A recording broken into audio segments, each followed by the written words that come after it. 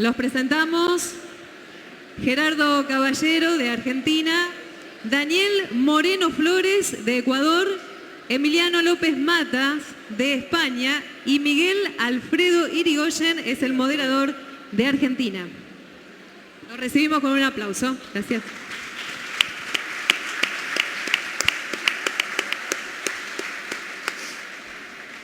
Buenas tardes. Muchas gracias a todos, especialmente a nuestros invitados. Realmente un gran agradecimiento por su presencia aquí hoy. Vamos a empezar, para no perder tiempo, con el primer conferencista, con Daniel Moreno Flores, circunstancialmente nacido en Marsella, si no me equivoco, pero ecuatoriano 100%. Estudió en la Universidad Pontificia de Ecuador, tiene numerosos premios y publicaciones, así que sin pérdida de tiempo, por favor, empezamos.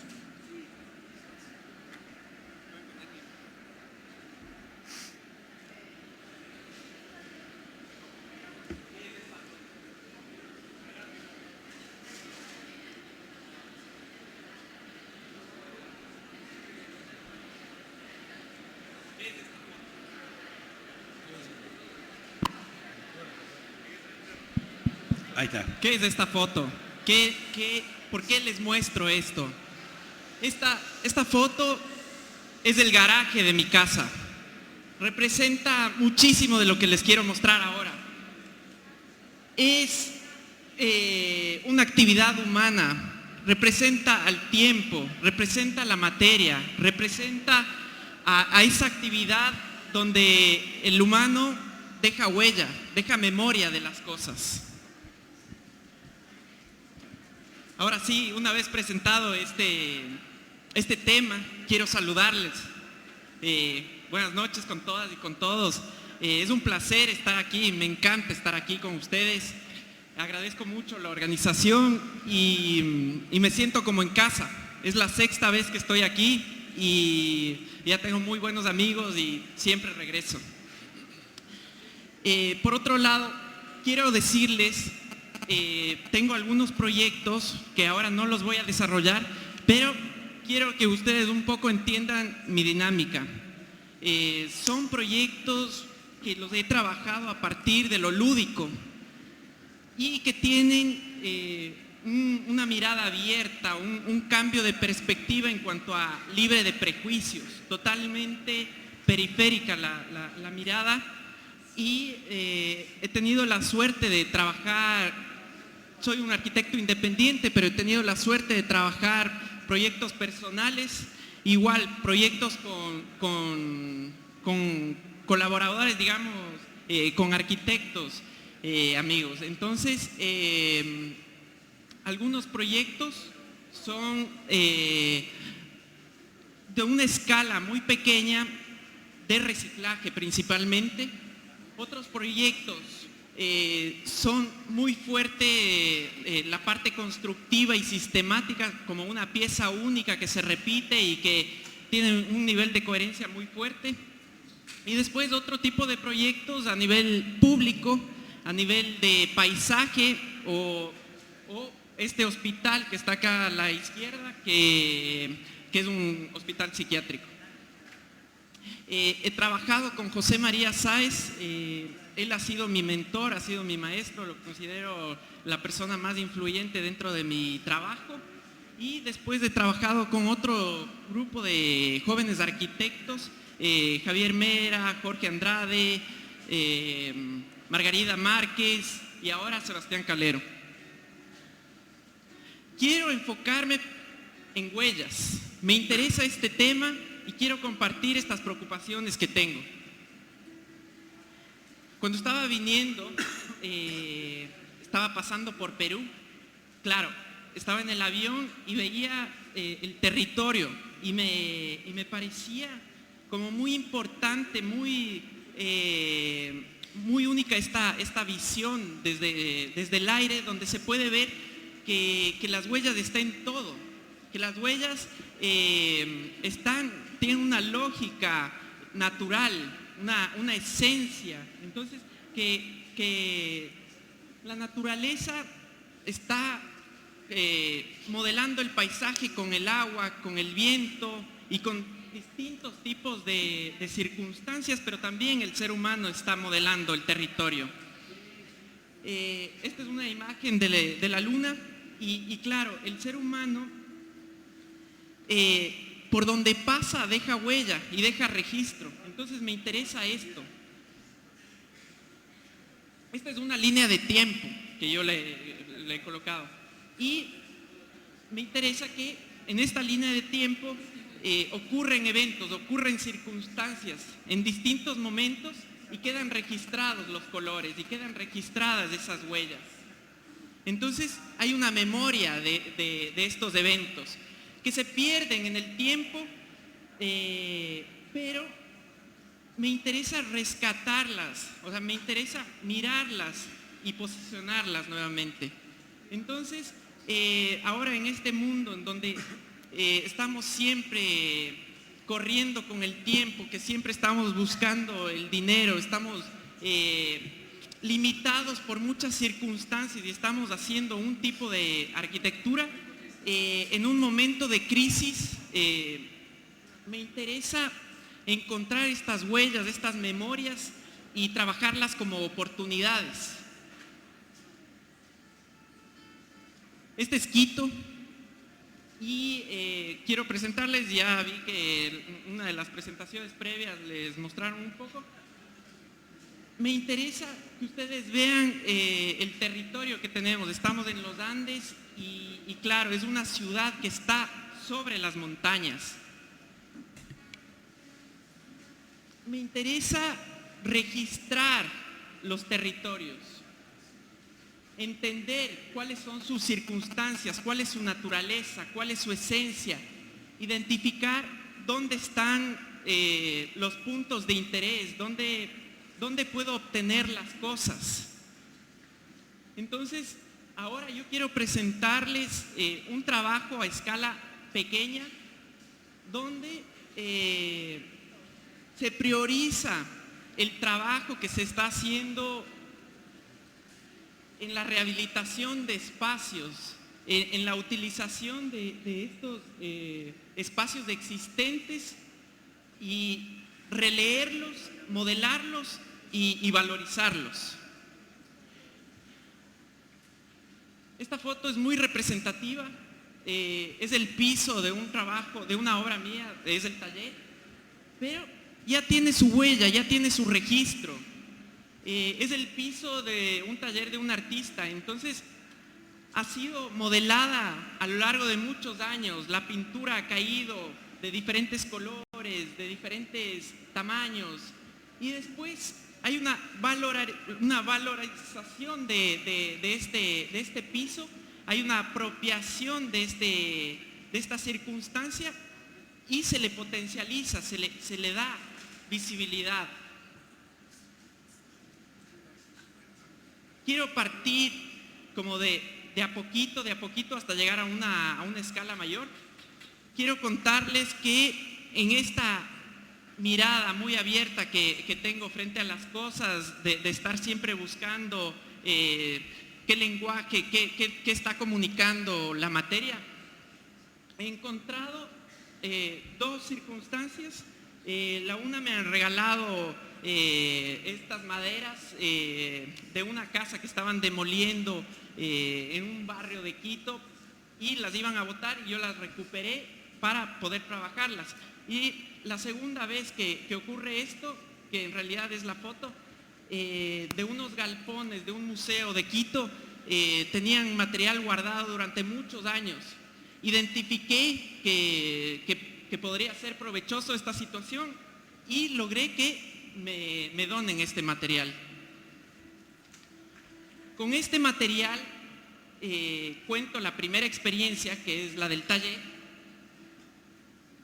Tenía un montón de características, tenía digamos sus puntas negras por la brea, tenía muchos años de existencia, un color de desgaste, distintas circunstancias que hacen que la materia sea muy potente. La materia como como una forma expresiva de la arquitectura, hasta estética. Entonces, a partir de este material, que era gran cantidad, comencé a desarrollar este mini proyectito que era un taller vivienda, donde comienzo a ocupar las piezas repetidamente una al lado de la otra para poder componer los espacios que se requerían. Me interesa esto, identificar todas sus rugosidades, todos sus elementos, sus aspectos del tiempo, sus colores, sus rasgaduras, todo este material expresivo. Esta madera es contrastada fuertemente con un elemento muy liviano, que son las varillas, que son utilizadas de una forma como si fuera una piola. Estos son los espacios intervenidos. Por otro lado, no se ve muy bien aquí, no sé si se ve a los otros lados, pero este es una zona del San Lázaro, de este hospital psiquiátrico que intervenimos. Y lo que les quiero contar aquí específicamente es la madera de la parte de encima, donde encontramos una oportunidad muy fuerte en el material. Por el sol, por los años de existencia de este edificio, los rayos del sol desgastaron al material.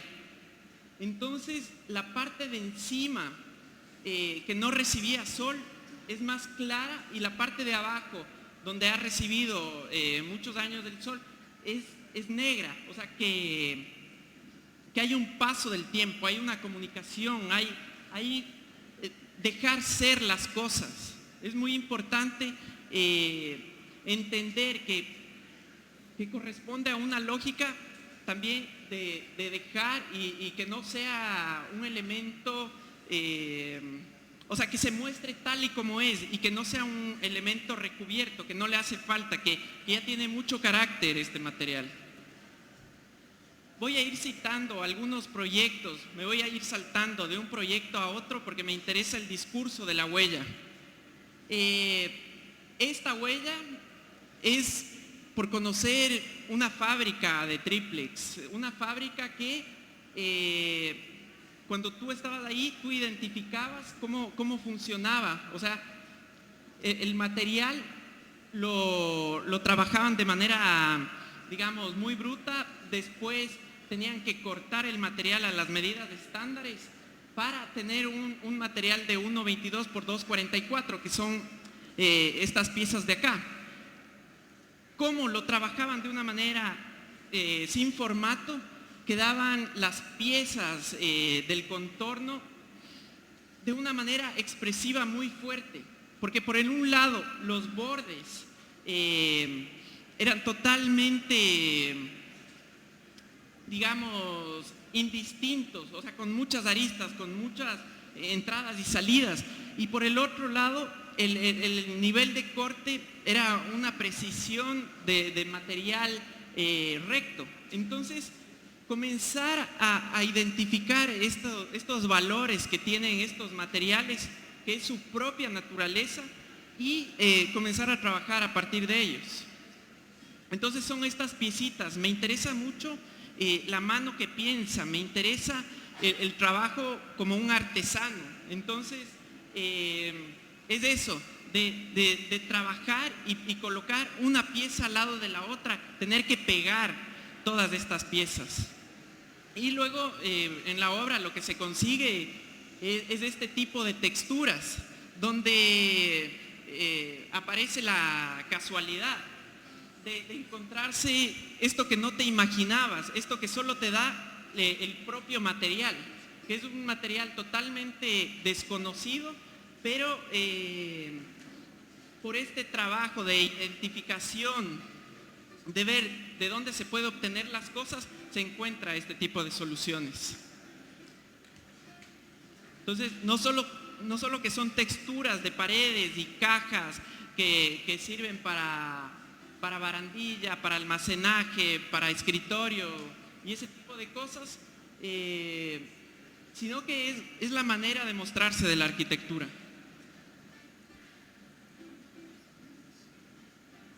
Me cambio otra vez de tema. Ahora me interesa el trabajo del hombre con su herramienta. El ser humano, cuando está trabajando en la construcción, deja marca. Entonces, estas son obras de rehabilitación y se hacen huecos donde no se necesita, o digamos, se hace huecos donde no habían puertas, donde no habían ventanas. Entonces, ¿voy 5? ¿O faltan 5? ¿Faltan 5? Ya. Me interesa cómo el ladrillo comienza a verse expresivamente con el trabajo del maestro. Aquí se puede ver otro tipo de circunstancias. O, por ejemplo, en esta obra, donde se retira la pared y se deja la huella de donde estaba la pared. O, específicamente, nuevamente me cambio de tema, cómo se rompen las barreras temporales entre diseño, construcción y obra acabada, y lo mismo que servía para la construcción después sirve para la obra acabada. Entonces aquí se puede ver un tecle que servía para subir los elementos, después en la obra acabada sirve para movilizar un carrito corredor que te distribuye a los distintos cuartos. O las palas que ocupabas en la construcción después quedan impregnados en la obra. O los bailejos, el inodoro o las carretillas. Me interesa mucho las acciones muy rápidas. Ahora me cambio a otro tema que es el de los espacios, el dejar ver cómo son los espacios. O sea, esa huella del tiempo que construye y que nosotros hacemos un esfuerzo muy grande para tapar. Entonces, esta es una tienda de ecodiseño feminista y cuando entra la chica me dice que no corresponde a su lógica. Entonces, haciendo un juego de estratégicas muy, muy rápido, determino que la forma más rápida de intervenir este espacio es quitando el cielo falso. Entonces rápidamente quito el cielo falso y ya está. O sea, es como contundente la acción y el rato que se alza el cielo falso hay un cambio de mirada en la estética, porque hay un respeto frente a las cosas como son. Se encuentran los palos rotos, se encuentran la unión de distintos tipos de palos, los eternides y ese tipo de cosas que llegan a ser bastante interesantes. Otra vez, el material en los espacios, las paredes que no necesitábamos que esté en el lugar donde estaban, les demolemos y después entendemos de esa circunstancia de material que puede ser muy aprovechada y en este caso después los escombros se convierten en piso. O de este mismo proyecto, como un chico que ya conoce cómo trabajo, directamente me escribe y me dice, tengo este material en mi casa, ya no están ocupando, ¿quieres que te regale? Y yo de una acepto y a partir de esas ideas comienzan a cambiar este tipo de espacios. Por último, me quiero concentrar en este tema. Ya es un tema de paisaje, de ciudad. Este es Quito visto desde sus montañas. Es importante esta imagen porque se ve que Quito está situada en los Andes y es territorio y es montaña más que ciudad. La naturaleza es salvaje, la naturaleza es como bien despiadada, pero la ciudad está en continuo crecimiento y se está apoderando de todos los rincones donde le corresponde la naturaleza. Y el hombre no está, más bien dicho, el hombre siempre está pensando sobre todo lo demás. Entonces me interesa un cambio de perspectiva y dotarle a la naturaleza de derechos. Me das 2 minutos y acabo. Entonces, si uno mira desde arriba, se encuentra con esta posibilidad de territorio, donde la huella del tiempo está totalmente visible. Esas rugosidades, esas texturas del territorio se acaban donde empieza la ciudad. Después es solo una mancha urbana gris. Este era Quito de hace algún tiempo, de hace algunos años. Y nosotros, los jóvenes, no conocemos para nada esta circunstancia. O sea, es un Quito totalmente desconocido para nosotros y realmente es impactante porque es otra ciudad que era más respetuosa con el entorno. Y previamente, antes de que vengan los españoles, había una concepción acerca del agua, digamos, un tratamiento de llevar el agua y de conducirla y después de utilizarla, pero después, con este conocimiento de las culturas previas, los españoles entendieron que podían utilizar el agua.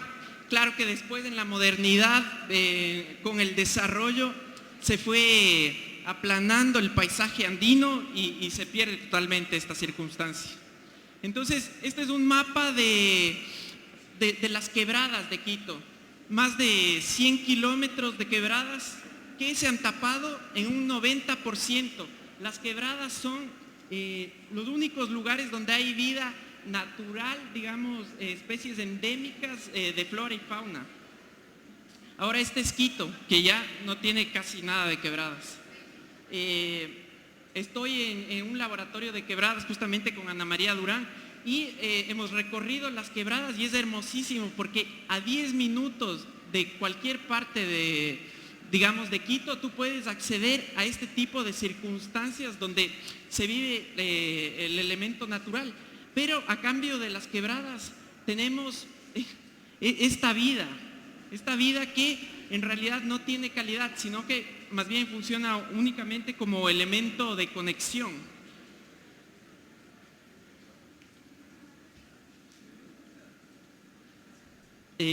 Para decirle lo que me interesa a mí es trabajar como un arqueólogo y comenzar a descubrir las quebradas. Entonces, ¿qué hago yo? Comienzo a investigar cómo el agua erosiona y cuando ha pasado mucho tiempo el agua erosiona de una forma bastante fuerte, pero la naturaleza siempre ha trabajado, digamos, en muchos años. En cambio los seres humanos estamos acostumbrados a que todo sea inmediato, pero la naturaleza no trabaja de esa forma. Entonces, ¿qué pasa en las ciudades donde se ha tapado las quebradas, donde el suelo es bastante impermeable y las calles se convierten en verdaderos ríos cuando llueve? Son zonas muy lluviosas, entonces permanentemente estamos en estas circunstancias, además que generan un montón de calamidades urbanas. La naturaleza comienza a erosionar, comienzan a haber estos tipos de baches y comienza a regenerarse. El ser humano está siempre combatiendo estas ideas y siempre está limpiando las cosas y no le deja que la naturaleza surja.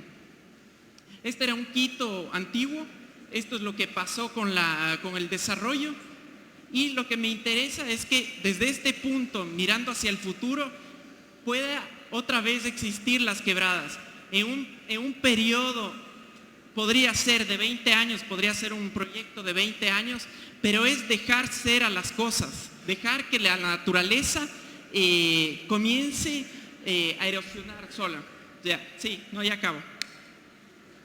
Entonces me interesa cambiar donde están los automóviles y que esto, haciendo una intervención muy mínima, haciendo unos cortes en la calle, rellenándole, se pueda trabajar como una plataforma social donde pueda haber actividad de vida, de barrio, de calidad, y que poco a poco con las lluvias comience a erosionar el piso y que este piso después comience a crecer la naturaleza y que se pueda vivir estos espacios de calidad conmemorando al elemento natural. Muchas gracias.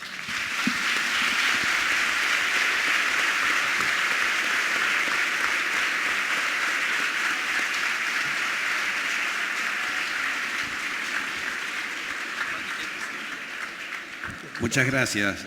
Bueno, vamos a continuar con el arquitecto Emiliano López Matas, que es nacido en Mendoza, pero criado, formado y trabaja en la ciudad de Barcelona en su estudio conjuntamente con la arquitecta Mónica Rivera.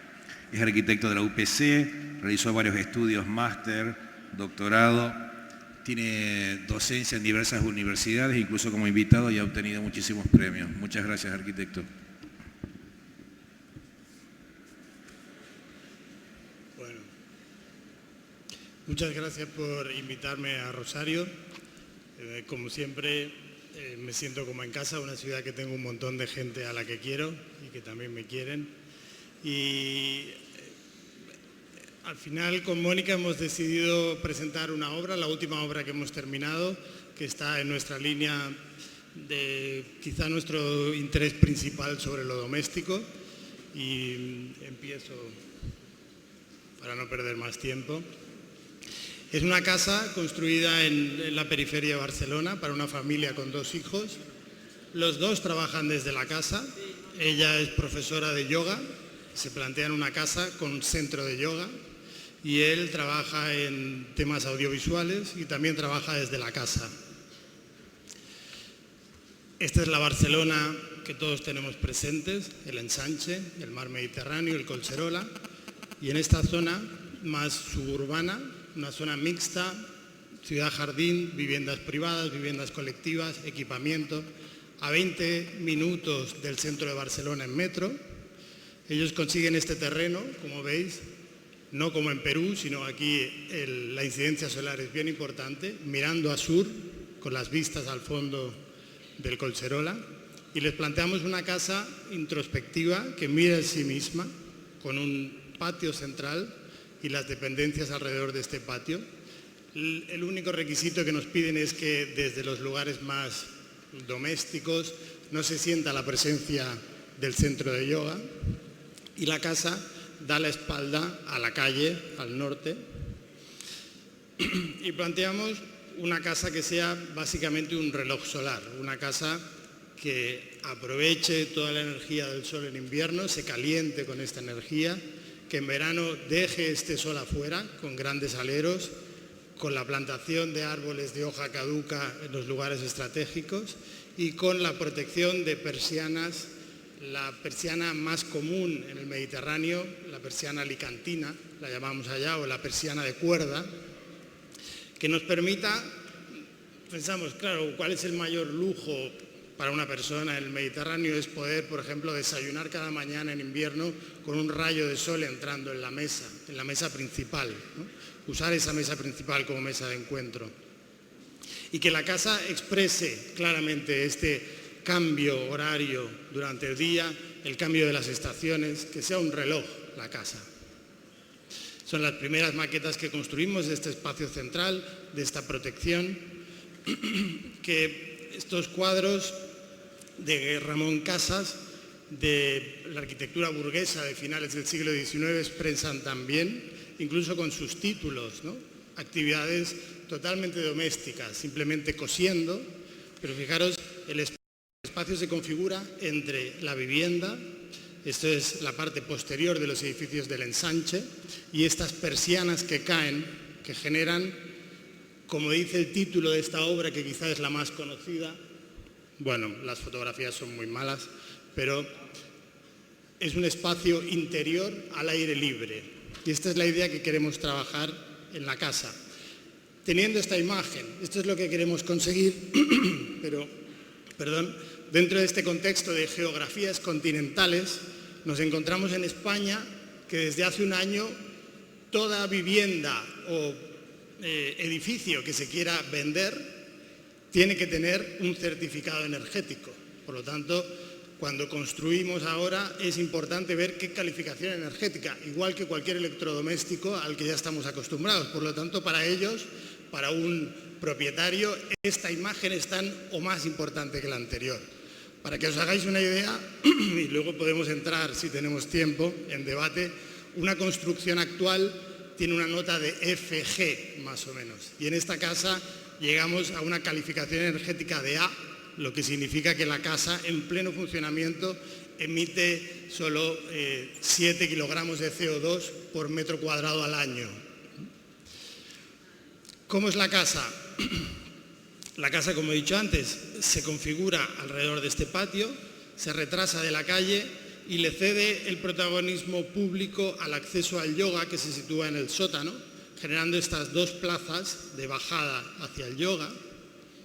El yoga, centro de yoga, lo situamos en el sótano, una gran sala. Finalmente el centro se llama la sala, con un acceso, unos vestuarios y un elemento de conexión entre todas las piezas, que es esta escalera. Y en la segunda planta, un espacio para los niños, 2 habitaciones divisibles en 2 cada una y una cubierta ajardinada en toda la planta baja. Como veis en las secciones, lo que os decía antes, trabajar con aleros profundos, protecciones solares, en este caso de madera, árboles de hoja caduca que nos regulen, circulaciones de aire y chimeneas de luz y ventilación en toda la casa. Este acceso, este lugar que se cede de alguna manera a la ciudad público como equipamiento público dentro de esta casa privada, y un acceso más privado. Como decíamos, la casa se cierra, es completamente muda hacia la calle. Este liquid ámbar, este árbol que plantamos también, que es el que te recibe, te da la bienvenida y que irá cambiando también con las estaciones. Y accedemos a través de lo mínimo necesario, ¿no? Una puerta con una pequeña ventanita practicable que ya nos indica que la casa tiene una voluntad de respirar, de estar siempre el aire pasando. Accedemos a este distribuidor, un distribuidor que nos lleva hacia, como veis, una zona más privada, que luego entraré, la zona más de uso común y el acceso a la escalera. La zona privada queda detrás de esta cortina, la cortina como el elemento quizá más doméstico, pero quizá a la vez un elemento muy disuasorio, ¿no? Si uno realmente no se atreve ni a abrir esa cortina a ver qué hay atrás.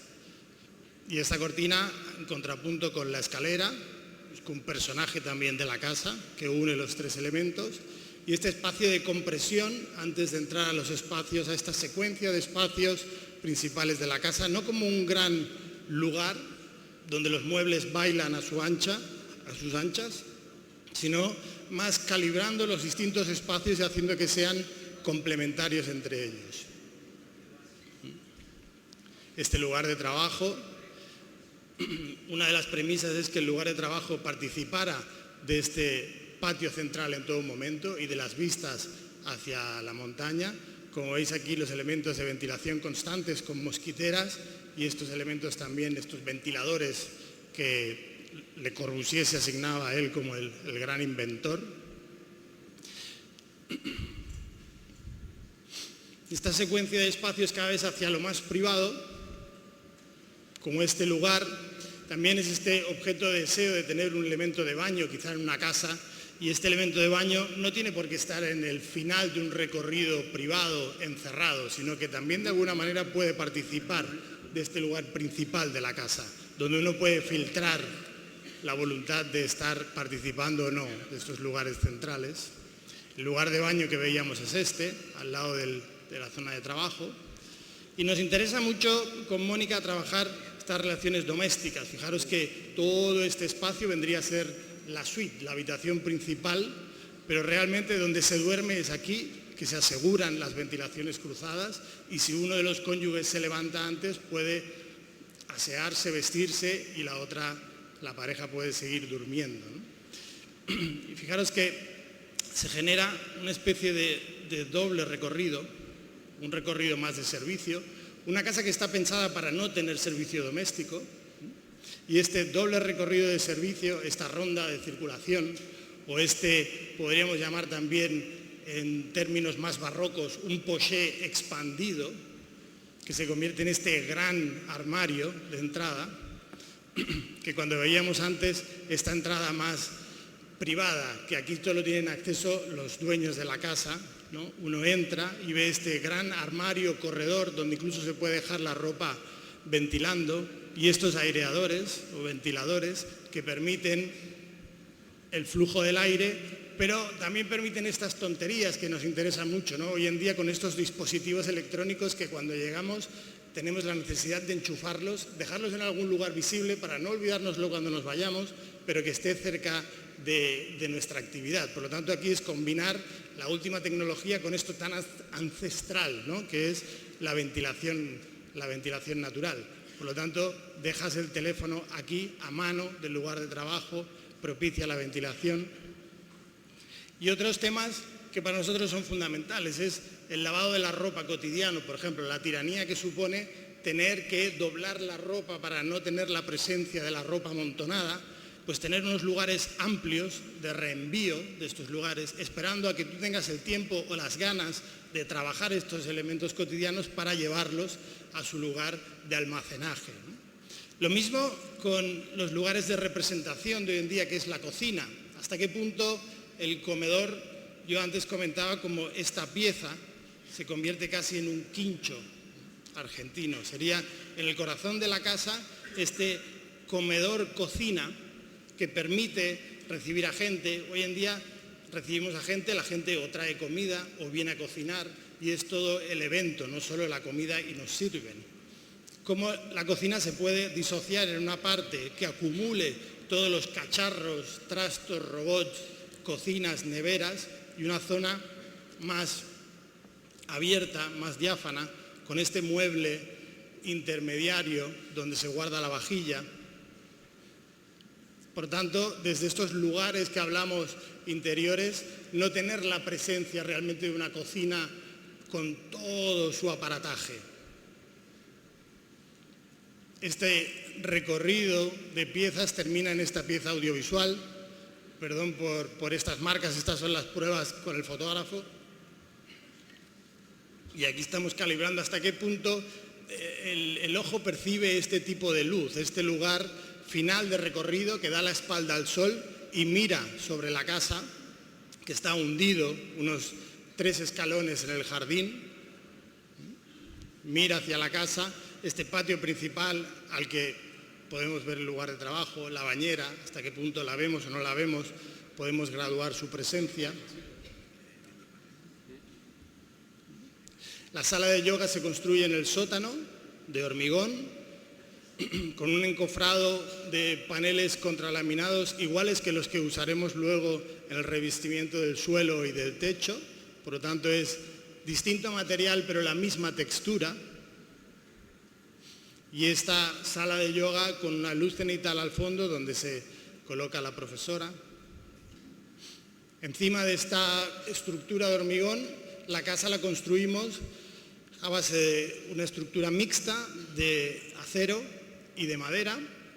Una vez más, hablando de geografías continentales, podemos decir, en este caso tenemos una industria de la madera en Austria muy accesible, de paneles contralaminados. Se envían y luego se trabajan en España, pero se producen con abeto austríaco y en Austria. Pero un día llega este camión a la obra con todas las paredes performadas ya desde España y en una semana se ensambla completamente. Paredes enteras se ensamblan entre ellas. Realmente se requiere mucho esfuerzo antes previo y mucho control por nuestra parte, al milímetro, porque esto es una obra que el error es milimétrico, no en centímetros, pero le da a uno la sensación de estar dentro de una maqueta. Fijaros que ni siquiera los operarios llevan casco, ya es como otro mundo prácticamente. Una precisión de milímetros con sus herramientas, estas patas de cangrejo, que son capaces de alinear al milímetro todas las losas. Y esta idea de no vivir en un espacio pétreo casi, sino vivir dentro de un mueble. Esta idea de casi un piano, ¿no? Un piano con una estructura metálica. El hueco de la escalera. La escalera también la trabajamos, como veíais antes, como un elemento bastante singular, un espacio en sí mismo. Trabajamos el detalle de cómo configurar esta barandilla que haga a la vez de estructura de la escalera portante y cómo los encuentros de los diferentes planos se pueden trabajar todos directamente desde el mecanizado desde el corte numérico de estos paneles estructurales. Se ensambla también en taller y se instala en la obra y vemos como esta barandilla es el elemento estructural propio de la escalera. Por lo tanto, la casa es una casa de madera ensamblada, podemos decir prefabricada, pero no nos interesa para nada dar este aspecto de casa prefabricada, sino de casa sólida. Por tanto, esta casa se impermeabiliza la cubierta para acoger una cubierta ajardinada, como veis aquí, una cubierta jardinada que es el mejor aislamiento a nivel de la incidencia del sol en verano y también ayuda mucho al aislamiento en invierno, y una cubierta jardinada que recoge el agua de lluvia en estos dos depósitos de 15.000 litros, que para que os hagáis una idea, antes veíamos como en Perú no llueve, pues algo que quizá os sorprenderá, pero en Barcelona llueve la misma cantidad al año que en una ciudad como Londres. Lo que pasa que no con el mismo régimen. Y justamente este depósito en una noche de tormenta se llenó completamente. O sea que tienes un depósito para regar todo el jardín. Como decía, a la casa se le pone un jersey, un pullover, como decís aquí, de telgopor. Lo que pasa que esto es una patente alemana, un sistema de aislante térmico exterior, es un sistema SATE, que te garantiza después con unos revocos, con mallas elásticas impermeables y transpirables al vapor, la estanqueidad. Como veis aquí, este marco de la ventana, esto es incorporación nuestra, porque no nos fiamos tanto del SATE. Energías renovables, en este caso usamos energía geotérmica para la energía de calefacción de la casa. Son 5 pozos de 110 metros que alimentan el suelo radiante, un suelo radiante que le aporta a la casa la inercia que la madera no tiene. La madera es un regulador muy bueno de la humedad, pero no tiene inercia térmica. Por lo tanto, la inercia se la aportamos con estos suelos macizos, que además trabajamos con unas baldosas que calibramos mucho el color, con un ceramista muy bueno de allá de Cataluña, un color que sea un color oscuro para que la incidencia del sol en invierno pueda acumular la energía calorífica, pero que no sea tan oscuro para que luego una vez más nos tiranice y tener que estar todo el día sacando el polvo. O sea que es buscar un tono que se caliente, que luego nos irradie durante la noche, pero que la huella del polvo no sea tan presente. Estas baldosas van cambiando de dirección en esta secuencia de espacios, marcando las diferencias. Y este pabellón final o audiovisual, aquí estas plantas están tapando la entrada de luz al yoga. De alguna manera esta imagen es este interior al aire libre del siglo XIX con la categoría A, podríamos decir, de hoy en día. Muchas gracias.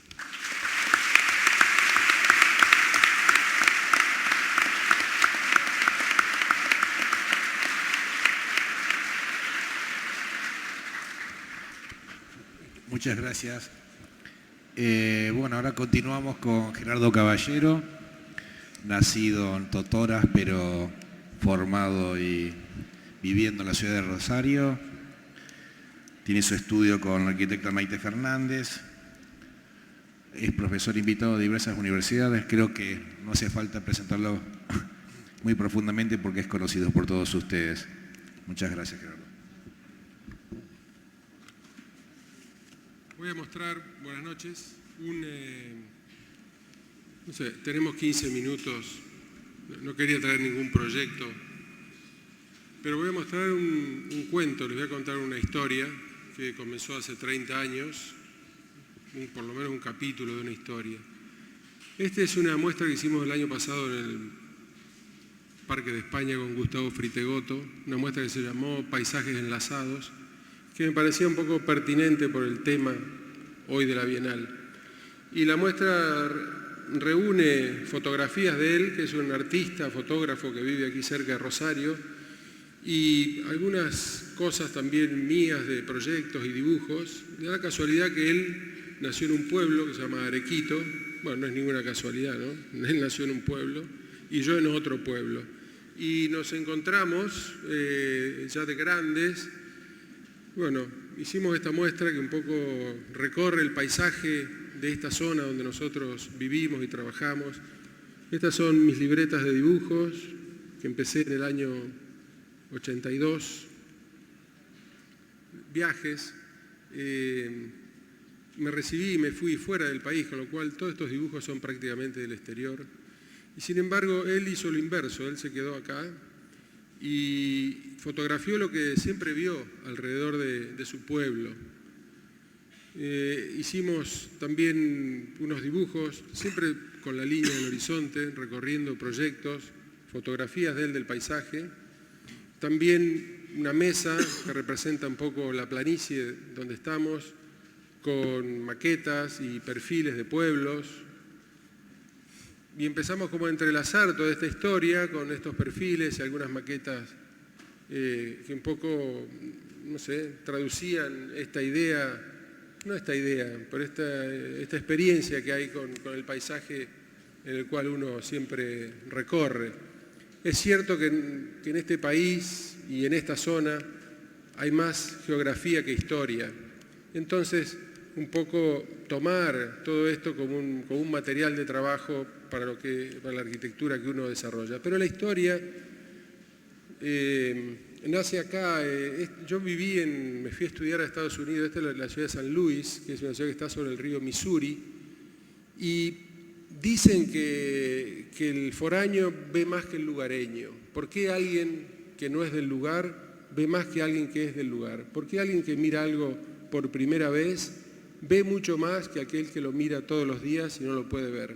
Y yo empecé a interesarme por el paisaje de Argentina a partir de este desplazamiento que tuve, físico, en este viaje, en esta estadía que tuve, y la planicie del continente, en este caso de Norteamérica, me retrotrajo a la Argentina. Antes de esto había vivido en Barcelona y jamás me había ocurrido esta nostalgia, es decir, cómo veo ahora mi paisaje a través de esto. Y también otra experiencia que tuve fue el encuentro con la obra de Edward Hopper, que es este pintor que, si bien se educó con Giorgio de Chirico en Europa, cuando vuelve a Estados Unidos empieza a dibujar y a pintar estas cosas. Esta mirada sobre lo banal, sobre lo cotidiano, sobre lo vulgar, sobre las cosas que en principio no tienen ningún interés. Casas en el paisaje, vacas cruzando una vía del tren.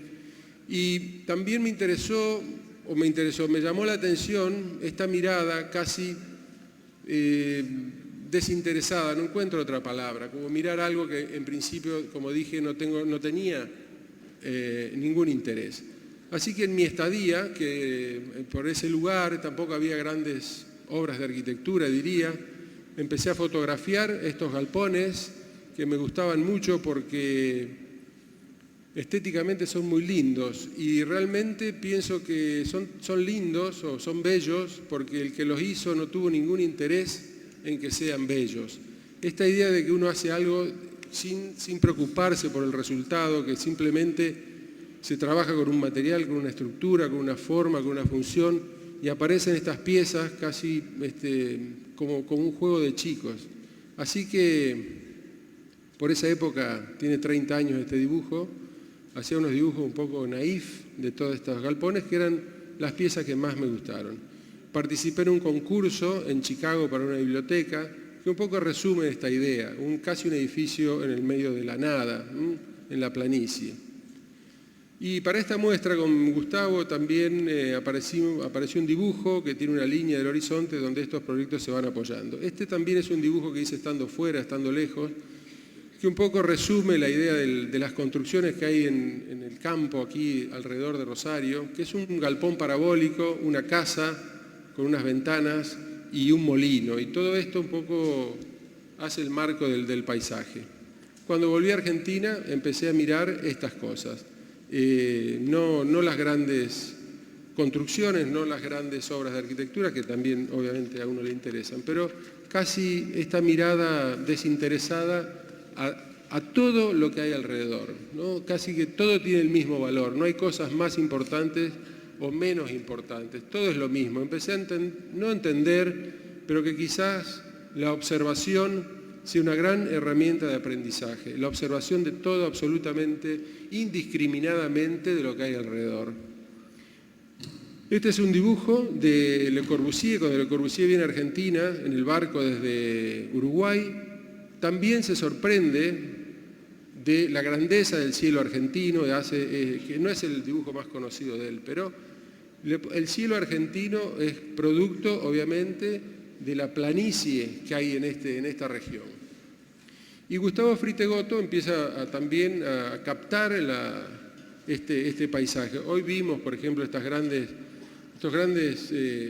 topografías, paisajes extraordinarios que hay en otros países, pero lo nuestro es esto, ¿no? Realmente un aburrimiento, porque no sé cómo encontrarle un poco de gracia a todo esto, ¿no? Es como una cosa difícil, como enamorarte de algo que te cuesta al principio, hasta que empezás a entrar en ese silencio que hay, en esa cosa que no tiene perspectiva, que tiene profundidad. Bueno, quizás esta es la foto que a mí más me gusta de él, porque es la más abstracta de todo, donde realmente el suelo y el cielo, en esa línea que tampoco existe, ¿no? Una línea que si uno la va a alcanzar, no llega nunca. Es como una ilusión que hay, ¿no es cierto? Es una línea inexistente, pero que está presente y que si uno camina, jamás va a llegar. Por lo tanto, es como un sueño, es una utopía mirar todo esto. Y este es un trabajo que hicimos, ni bien llegué, que es un quincho de estos que se usan acá para comer carne, que obviamente está tomado de estos galpones parabólicos que hay aquí alrededor de Rosario. Así que lo que vamos a hacer estos 15 minutos es dar una vuelta alrededor de la ciudad mirando un poco estas cosas. Esta es una foto de Gustavo que él un día me dijo que él veía los árboles como edificios, ¿no? Bueno, yo digo, no sé qué él le está poniendo al mate porque está como empezando a alucinar el tipo, ¿no? Mirando cosas y me dice, mirá, yo pienso que estos son como edificios que están puestos ahí. En los pueblos, por lo tanto, ahí siempre se ve el horizonte, aparecen estas casas muy, muy severas, con un frente, son estas, con un patio en la parte posterior. Hicimos también una serie de proyectos que van tomando de estas casas de ladrillos, donde la vida cotidiana pasa en la parte interna de los patios. Esta otra casa que toma la idea de la esquina tomada de estas casas. Esta es una casa que encontré en un pueblo que se llama Nuevo Torino, que está yendo de acá a Rafaela, que es fantástica, es casi es como conquistar la pampa, ¿no? Es como marcar un mojón en el medio de la nada. Esta está intacta porque no hay ni siquiera construcciones vecinas. Ahí está esta casa un poco rodeada de sus vecinos. Bueno, retomando la idea de estas otras casas. Esta es una que está yendo también de acá a Casilda, que es otra ciudad, que ahora no está más. El otro día que pasé ya no estaba más. Se había demolido porque la gente abandonó el campo, ya la gente no vive más. Si ustedes observan la fotografía, ya no hay vacas, no hay animales, no hay vida. La agricultura mató todo eso y han quedado lo que acá se conocen como taperas, que son casas abandonadas. Pero hay una cosa también interesante, y son estas casas urbanas que están en el campo, que son casas que tienen una fachada con medianera. Es un fragmento de ciudad puesto en el campo. Así que bueno, yo creo que si uno se entusiasma un poco y empieza a revolver la salsa, empieza a encontrarle algo a todo esto. Por otro lado, los galpones son metálicos. Las casas son de ladrillo y los galpones son metálicos. Y con esta idea de que los árboles eran como edificios, empezamos con Gustavo a hacer una serie de fotos de él e intervenciones mías. Yo le empecé a poner como ventanas a los árboles, imaginándome que eran como edificios, ¿no? Hacia el fondo hay uno que es como un parabólico con una puerta. No llegamos a nada. Con esto, además, yo tenía que dibujar digitalmente. O esta otra que es como dibujar un edificio en la pampa. En realidad lo que yo hacía era arruinarle la foto, porque él me decía, hagamos un trabajo en conjunto, ¿no? Y yo decía, la foto estaba fantástica, ¿no?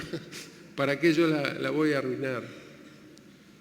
Aparecieron una serie de encargos, esto es una concesionaria de implementos agrícolas, pero son todos edificios que tienen la misma vienen del mismo lugar, vienen de este interés por esta arquitectura rural, por los materiales, por la forma en que están construidos. Después pensé que quizás La Pampa podría ser como un zoológico con estos animales metálicos.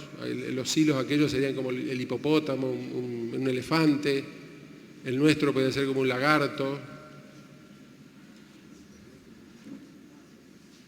Cómo estas piezas se van mostrando a la observación. Y en la ciudad también hicimos este edificio que es una concesionaria, un showroom de bicicletas. Y yo siempre decía galpón, porque yo los llamo galpón, ¿no? Y claro, el cliente se preocupaba por showroom, ¿no? Que suena un poco más cool. Pero bueno, también la ciudad está llena de estos edificios que se van metiendo en la trama. Y se van pareciendo también a otros que uno en algún momento ha visto. O esto, que es un galpón que desarmamos aquí en Puerto Norte, que recuperamos estas cerchas de madera que se dieron vuelta, hicimos esto, y hoy es esto. Esto está cerca de acá, está yendo para la zona norte, que es una plaza de un proyecto mucho más grande que hemos hecho. Un poco la idea de no ponerse a diseñar tanto, sino a mirar, a ver cómo el proyecto puede aparecer a partir de alguna serie de operaciones que uno hace, ¿no? Y que se vuelven a reconstruir en otras naves. Esta es una fábrica que se está construyendo ahora yendo en la autopista que va de Rosario a Santa Fe, que la diferencia que tiene con el galpón tradicional es que la cumbrera, la línea, en vez de ir hacia el centro, va en diagonal. No sé, a veces te preguntan, ¿y para qué sirve eso, no? Bueno, a veces pienso que es por inseguridad que uno tiene de que quiere hacer algo, tiene miedo que le quede como demasiado soso. Es esta fábrica, Premecol, está ahora en construcción, es una nave que tiene 20 metros por 60. Este galpón tiene 30 por 90. Y pensé que este galpón es muy inteligente porque en realidad es un galpón que tiene 15 por 180, que es este lugar donde estamos nosotros, 15 por 180, pero que después está cortado en 6 tramos y están apilados opuestos, unos al lado de otro, lo que da esta nave. Es decir, que esto tiene 30 metros, sin embargo la estructura cubre una luz de 15 metros, que replicada 6 veces da esta nave, ¿no? Bueno, esta foto nos la mandó un colega. Y ahí vamos pasando un poco las fotos de Gustavo. Después, haciendo todo esto, le hicimos el estudio a él. Él tiene una casa y lo que ven ahí atrás, ese galpón de chapa, es el estudio de Gustavo, donde él se encierra ahí a elucubrar sus fantasías con la Pampa. Que es este. Este es uno de... Este me encanta porque acá entra el camión y descarga el cereal. La forma que tiene es porque el camión entra y para descargar más rápido el cereal lo levantan, entonces descarga todo rápido. La forma que tiene se debe simplemente a eso, porque si llueve el camión está siempre protegido. Las casas son de ladrillos, los galpones son metálicos.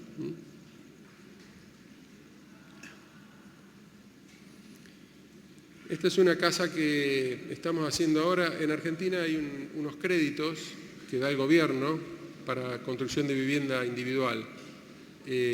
Bueno, nosotros estamos haciendo una casa de 100 metros, que es la de la izquierda. La de la derecha es la del constructor, que es el vecino.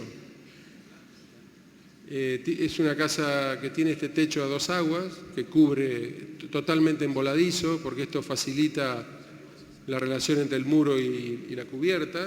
No tiene mojinete, no tiene, en fin, cinguería, canaleta, ni nada.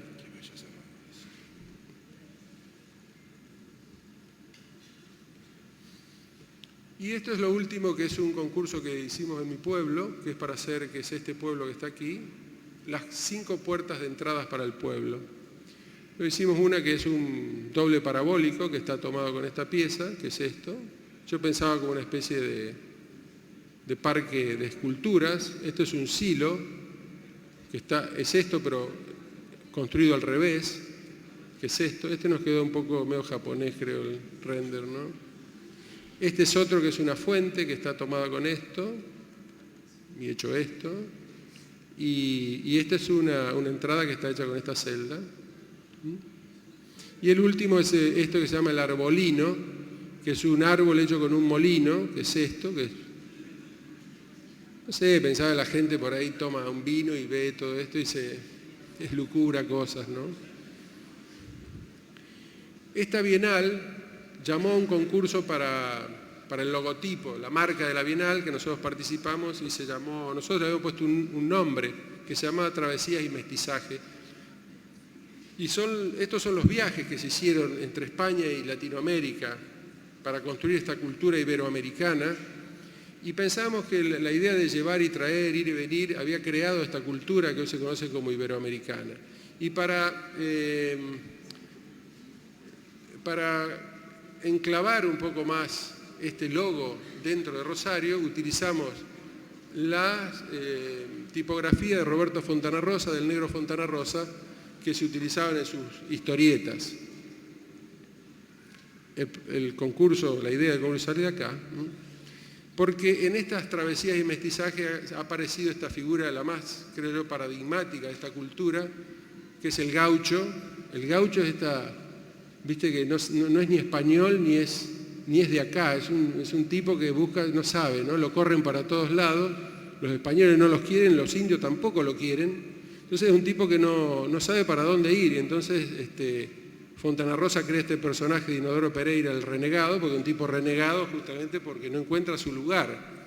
Y entonces cuenta que a este país lo han hecho, se le fue la mano, dice, porque lo hicieron demasiado grande. Muchas gracias.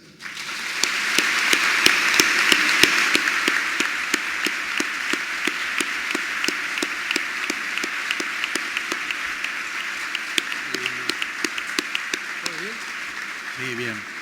Bueno, abusando un poquito del tiempo, si fuera posible quisiéramos alguna reflexión de cada uno de ustedes, tomando el eje que nos convoca hoy, que es territorios y geografías continentales, ¿no? Una idea bastante ambiciosa. Si nos resulta muy difícil definir la condición latinoamericana, y probablemente como idea compacta tiene mucho más que ver con miradas externas que propias, más allá de que compartimos mucho, también debe serlo en una idea de lo iberoamericano. Pero ustedes tres tienen obras muy significativas construidas en territorios muy fuertes, muy singulares. Las tuyas en La Pampa, en el caso de Daniel, la Casa de los Algarrobos, o Emiliano, tu Hotel Aires en Bardenas, ¿no? ¿Cómo toman la cuestión del territorio? Pero no como una constante, sino pensando que son arquitectos que evidentemente les tocará desplazarse, moverse, percibir diferentes cosas. Como quieran.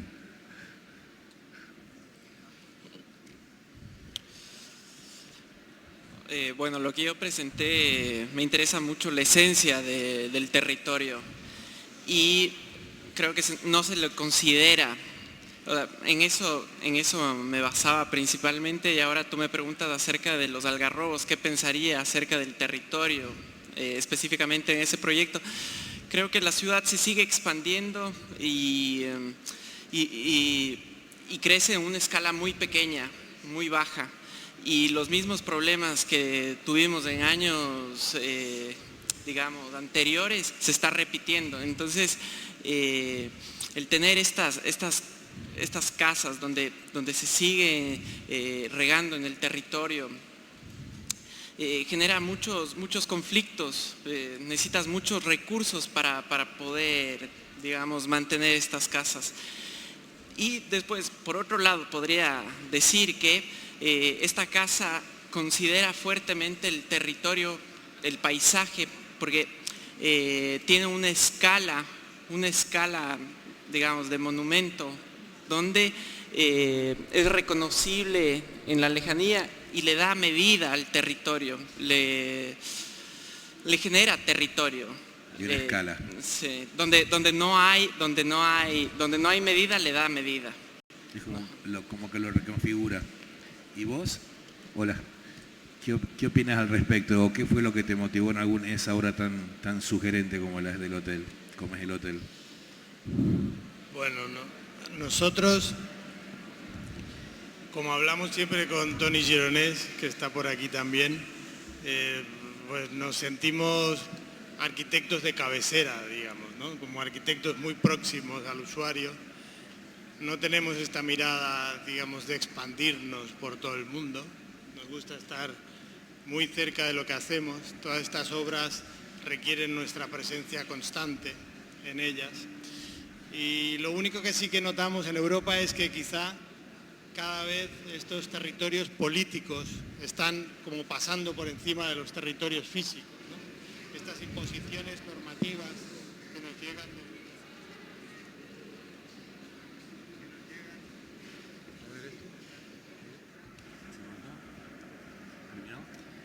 Hola. Un segundo. Termino. Un minuto. Nos cortaron el audio.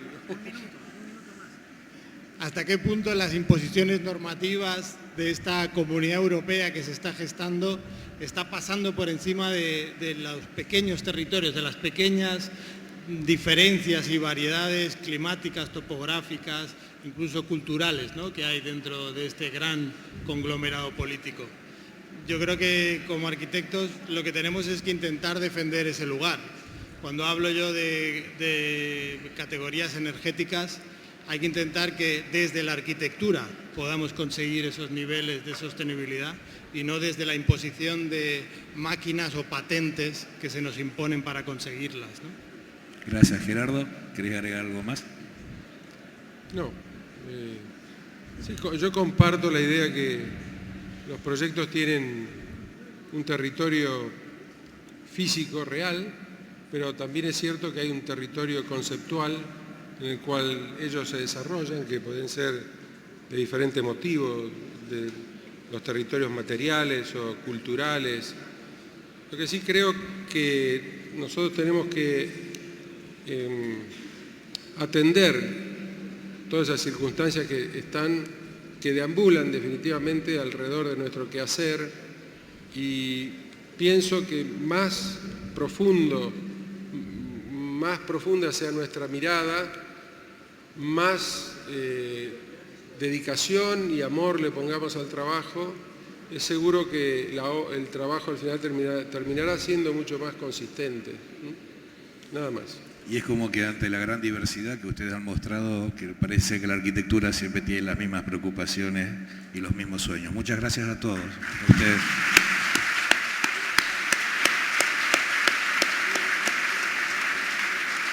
Cumplimos, ¿no? Cumplimos. Y nos pasamos un poquitito. Eso que lo hicimos rápido, ¿eh? Pero bueno, ahí... Lo hicimos rápido, ¿no? No, lo hicimos en una... Mirá vos. Bien.